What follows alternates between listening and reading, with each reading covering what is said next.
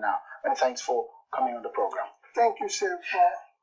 You are one, a former governor of Anambra State, and that region where you're from is where we've had perhaps some of the loudest agitations across the country on this issue of restructuring. From the sense of your people and your own standpoint, what does this restructuring mean? Sure, well, before we talk about restructuring, I always say it. Let's look at how we came to this junction. I'm happy when you said we are from the region where it's the loudest, which means there's other places where people are talking about. Let's look at how we came to this junction. How? For me, what you're seeing in the various agitations you're seeing across the country, with the Southeast at the loudest, as you said, is the cumulative effect of leadership failure over the years. We, the leaders, have failed to deliver to the Nigerian people. The Nigerian people, in turn, have made wrong choices by choosing the wrong people as their leaders and everything. And the consequence of not having a focused and future-planned leadership is that the country is failing. And when people have developed a sense of hopelessness, they agitate. Where marginalization is here. And surely it's important that I analyze it. Whenever I talk about this failing, I talk about the economy.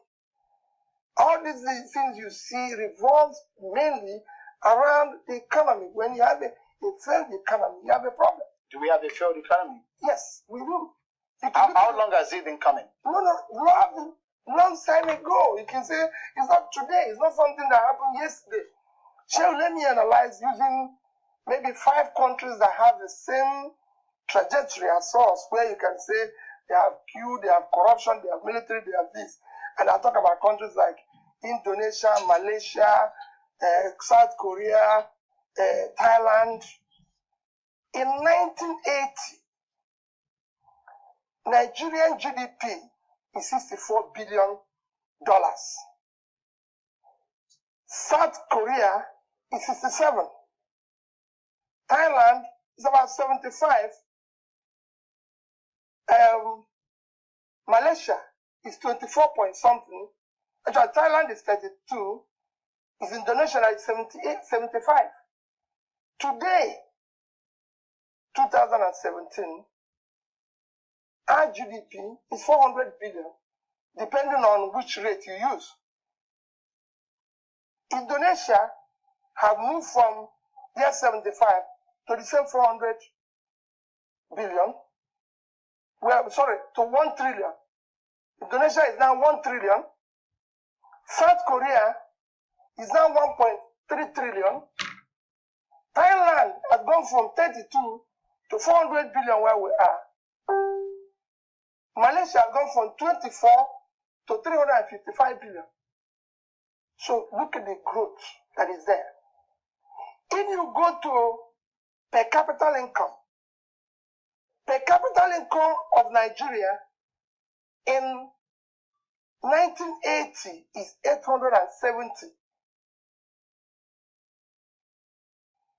You look at other countries, South Korea is 1,700. So we are just they are just twice us.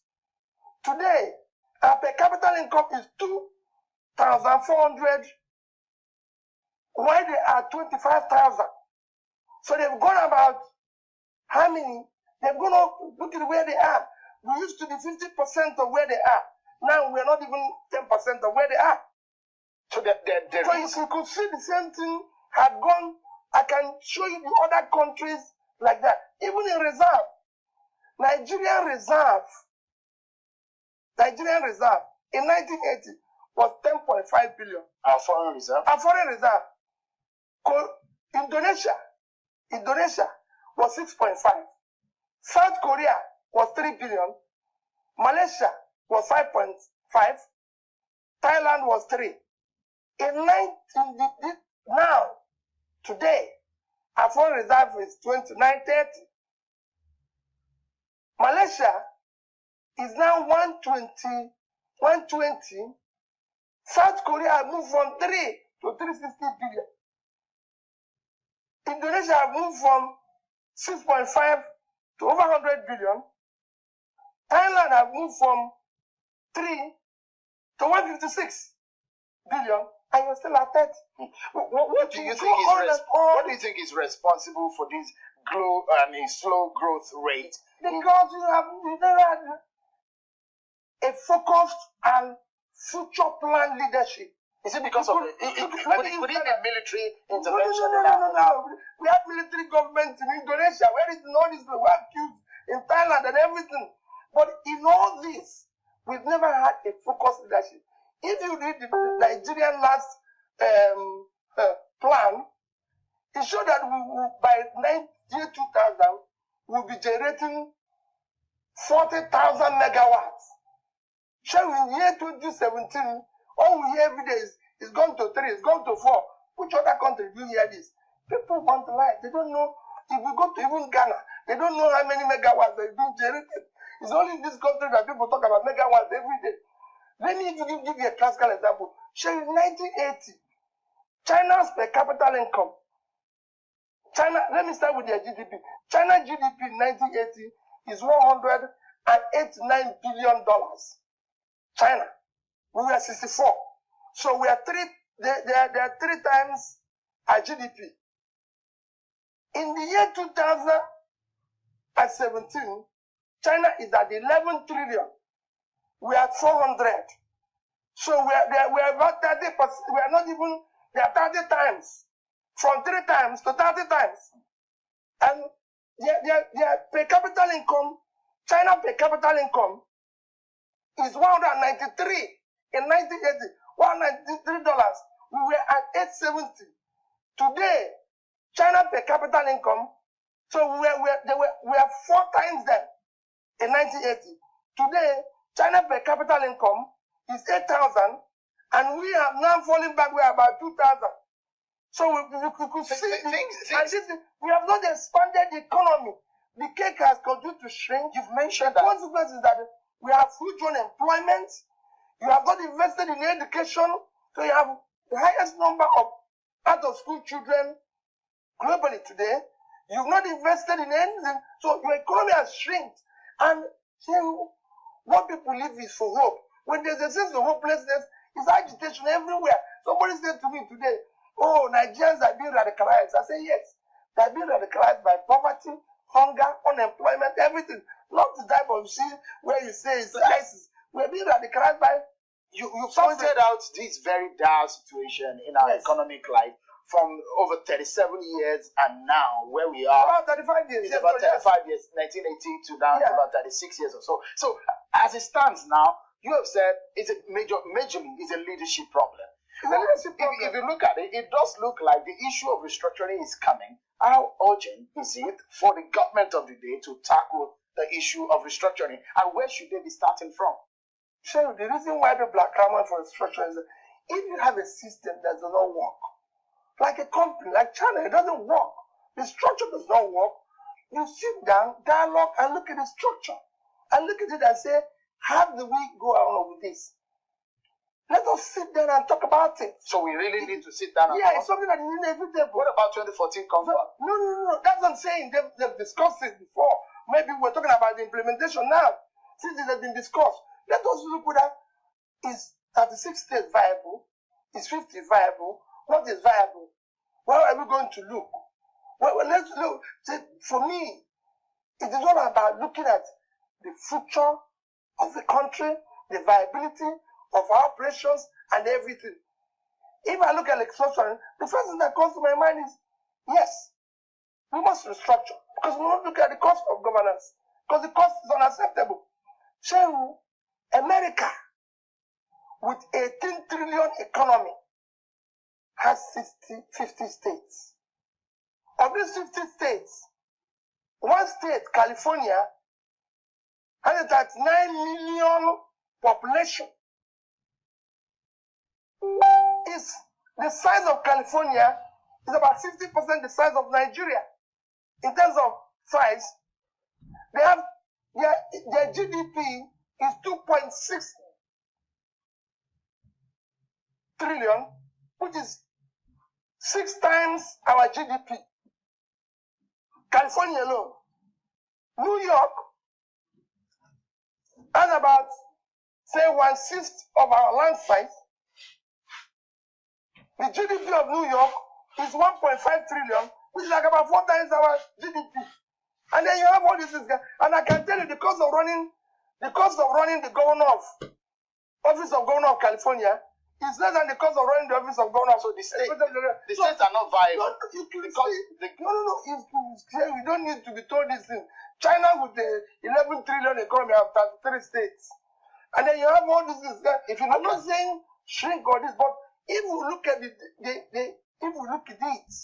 let's look at the size of the economy. Look at everything, and then states can be created. After Indonesia, in the past few years, they've created some states. Let's do things in an organized manner. What it is that would you subscribe to a regional government? Like some people have suggested that we need to go back to regional government before the 1966 coup. Where we were before we might not go back there.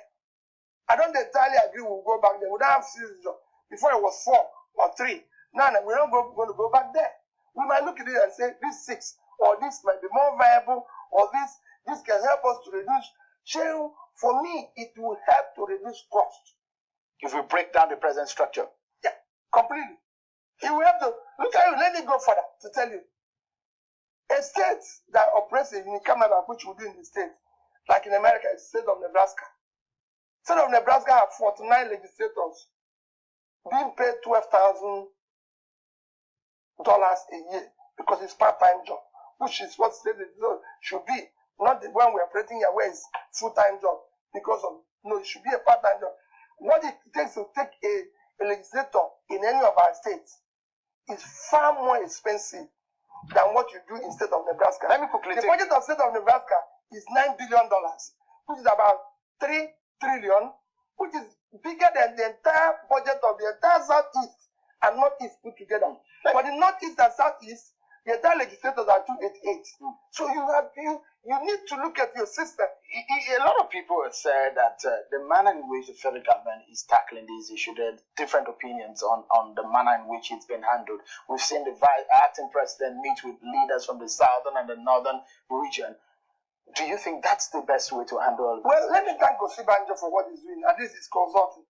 It is important in democracy. Because the critical component is to consult people, dialogue, and as a leader, leadership and learning is inseparable. Anybody that knows everything shouldn't lead. You must consult people, you must talk to people. But what happens at times, and that is where I suggest to the government, and I'm appealing to them, let's talk to those who are involved. Often a time, what we do here is that we talk to supposedly the elites or political leaders of these areas, which have lost the trust of the people. Let me tell you, in this country today, I'm part of the leadership, I'm part of the political leadership, I'm part of the elites. The masses don't trust us any longer. They don't believe in us any longer. I'd like to pause you from there. A very good point for us to take a breather. We'll go on a break, but when we come back, Mr. Peter Obi has been talking to us, but when we come back, we still talk more on the issue of the structure. Where do we start from? Plus, I will ask him also about the Anambra politics. That's next. Join us again.